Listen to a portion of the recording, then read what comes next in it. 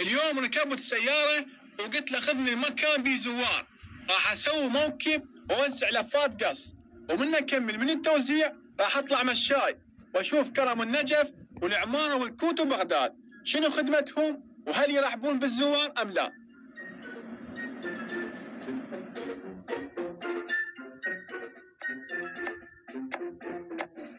هلا بالزوار، هلا حياهم الله، تعالوا يمع القاص، يا اهلا وسهلا بيهم.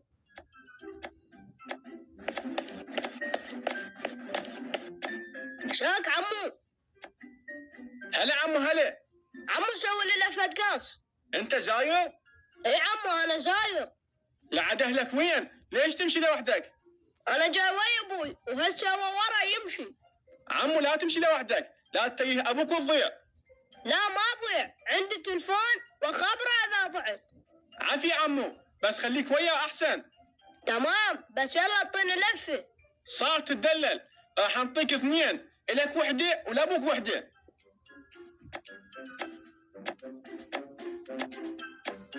شكرا عمو وماجور ان شاء الله. اهلا وسهلا بيك.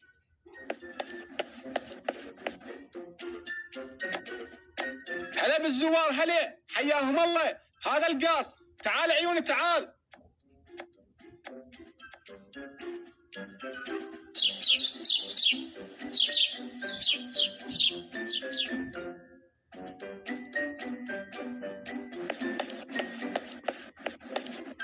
خل اسلم على حياه وودعه قبل لا اطلع مشاي.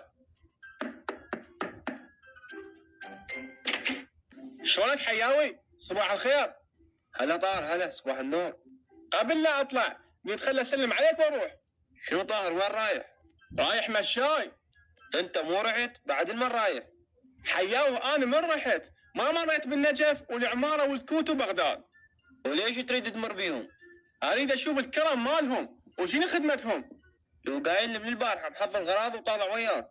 ما عبالي تروح، وهسه قلت خل اسلم عليك واطلع قبل لا اروح.